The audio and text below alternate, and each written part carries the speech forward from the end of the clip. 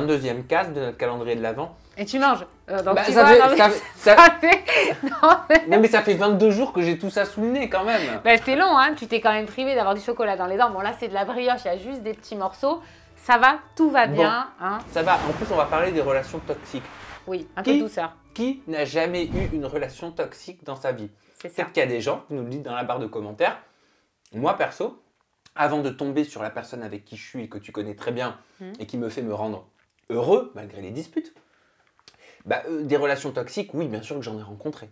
Ah bah, je pense, comme tu l'as dit, on en rencontre tous, hein, en amitié, en amour, même dans le cadre professionnel. Alors, toxique, ça peut faire peur parce que ça cloisonne, ça, encore une fois, il y a des mots forts comme ça. Et j'ai envie de lever le voile sur le mot toxique. Pourquoi? Parce qu'en fait, à des niveaux plus ou moins différents, on est tous toxiques. Pour nous-mêmes et pour les autres, à un moment donné. Est-ce que tu es d'accord avec ça? On est tous le méchant de quelqu'un, on est tous le connard de quelqu'un à un moment donné dans sa Et vie. c'est clair. Et on est tous la personne toxique de quelqu'un à un moment donné de sa vie, j'en suis convaincu. Donc voilà, donc déjà ça permet de ne pas pointer du doigt, je dirais, ces relations-là, puisqu'elles ont du sens elles aussi, hein, puisque si on les vit, c'est que là aussi ça nous permet d'accéder à nous et de comprendre à travers justement la toxicité que ça engendre, de se rencontrer un peu plus et de savoir ce qu'on ne veut pas. Oui. Donc elles ont du sens puisque ça nous guide vers ce qu'on veut, puisque ça nous aide à comprendre ce qu'on ne veut pas. Tu es OK sur ça? Complètement. Ok. Alors, si on parle de toi, Sam, tu as vécu, donc j'imagine, plusieurs rencontres qui ont été toxiques, mais toi aussi, tu as pu l'être. Qu'est-ce que tu retiens de ces expériences-là? Que c'est pas agréable Oui, ça c'est vrai, c'est très inconfortable. au quotidien, que c'est vraiment chiant, que ça permet pas en fait de se concentrer sur d'autres objectifs de vie. Ok. Ça enferme dans un cercle vicieux. Oui, comme une spirale incessante. je vois tout à Exactement. fait. Et que malheureusement, j'arrivais pas à penser véritablement à autre chose.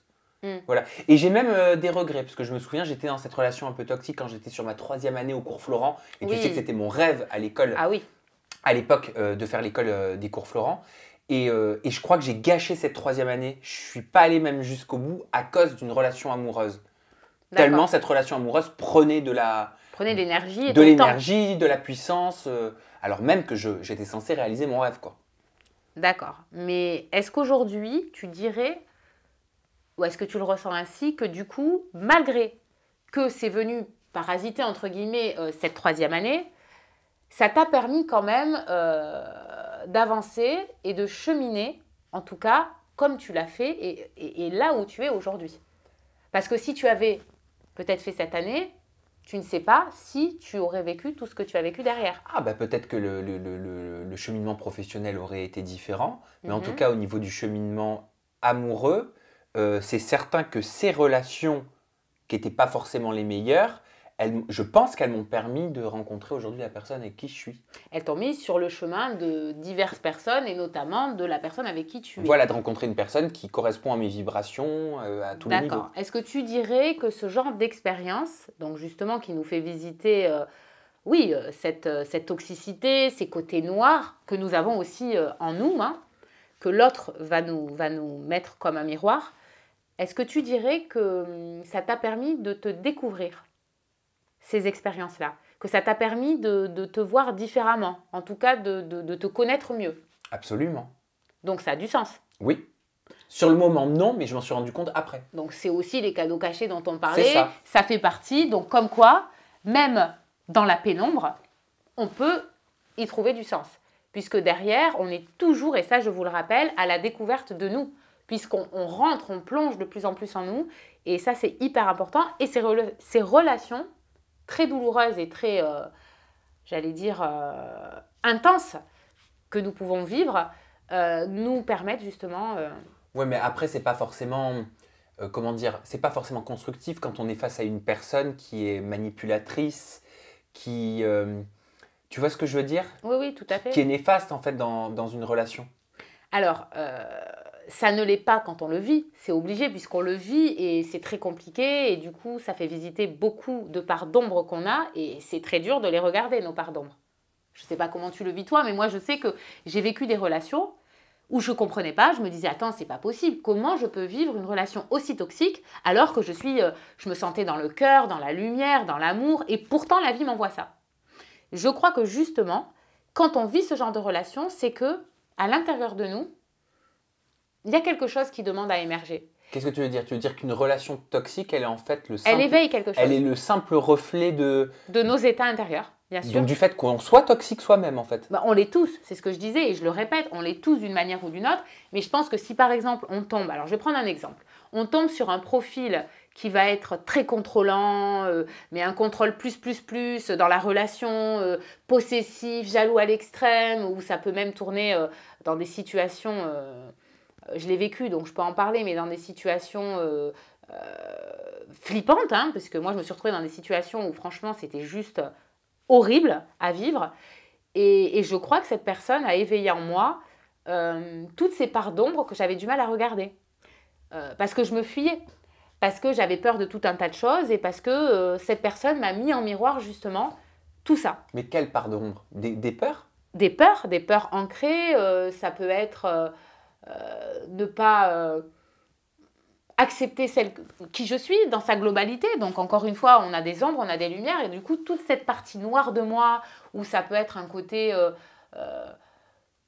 je sais pas, où tout à l'heure tu parlais de dépression, mais par exemple un côté où je vais me sentir des fois dans des états dépressifs, où je vais me pointer du doigt moi-même, où je vais me juger, et que l'autre vient me montrer parce qu'il s'avère que j'ai vécu une relation où la personne était vraiment mal régulièrement, et du coup, et moi ça m'a fait rejaillir des choses en moi que je refusais de voir.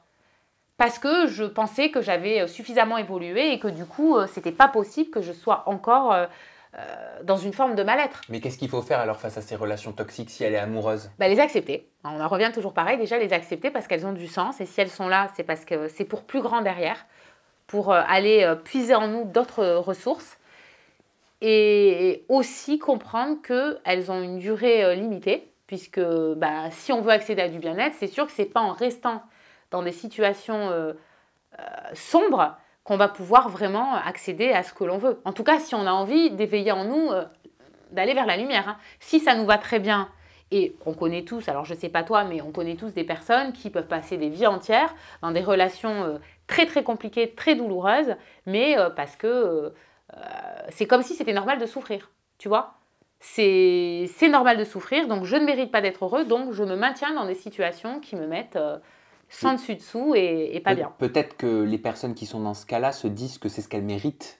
Clairement, c'est ça. C'est ce qu'elles méritent et du coup, elles ont tellement une estime d'elles réduite à néant que du coup, pour elles, c'est une normalité de se retrouver dans des relations toxiques puisqu'elles-mêmes, leur part sombre, elles la refoulent quelque part.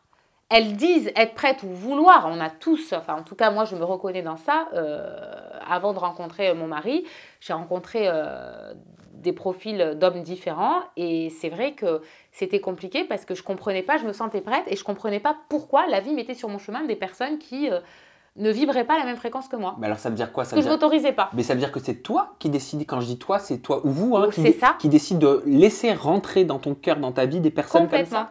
C'est ça. Par quoi? Par manque d'estime? Ça explique par manque d'estime de soi, par également parce que ce rejet qu'on s'inflige de dire de ne pas s'accepter, forcément, on va tomber sur des profils qui ne vont pas s'accepter. Si on se rejette, on va tomber sur des gens qui, très souvent, se rejettent aussi et vont nous rejeter. Parce qu'on est attiré par ce qui nous ressemble. Mais complètement. Ou en tout cas, on a souvent l'impression que ce qui se trouve chez l'autre, on ne l'a pas en nous, mais souvent ce qu'on voit en l'autre réside aussi à l'intérieur de nous. Donc on est tous le miroir des uns des autres. Et dans ce type de relation, c'est vraiment super intéressant au final parce que ça nous fait vraiment aller accueillir nos ombres. Ok, donc une personne qui est en train de nous regarder, vous pouvez commenter d'ailleurs si c'est votre cas, et qui se dit ok, je le sais en fait, je suis dans une relation toxique. Mais j'ai besoin de la vivre pour faire émerger. Et voilà, que se dire? Que faire? Est-ce que c'est une fatalité? Pas du tout. Encore une fois, et je l'ai dit et je le répète, tout est tout le temps possible parce que rien n'est figé. Là, on va reparler du choix. On choisit. Donc, notre âme a aussi choisi de visiter cette relation parce qu'on a quelque chose à éveiller en nous et on a à grandir au travers de cette relation toxique. Parce que derrière cette toxicité, il y a de la lumière qui va émerger. On ne peut pas accéder à sa lumière si on ne passe pas par les ténèbres. Et les ténèbres, parfois, passe par des interlocuteurs. Et comme tu le dis et comme tu le répètes souvent depuis le début de ce calendrier de l'Avent, rien n'est gravé dans le marbre. C'est ça. Donc avoir conscience aussi et se dire que la situation qu'on est en train de traverser, elle va pas durer ad vitam aeternam, Momentané. bah, ça rassure aussi beaucoup. C'est ça. Et ça lève le voile sur cet enfermement parce que tout est fluide en fait. On le choisit, on le décide. On va se retrouver dès demain, Sabrina, Yes. pour ouvrir avec toute ma communauté l'avant-dernière case de notre calendrier de l'Avent, objectif 2022, meilleure version de nous-mêmes. On va parler de mission d'âme et mission de vie. C'est ça. Ah, il y a des missions dans nos vies, Il y a des missions, à titre personnel. totalement. Ok, Surtout. et ben on se retrouve dès demain. D'ici là, prenez soin de vous.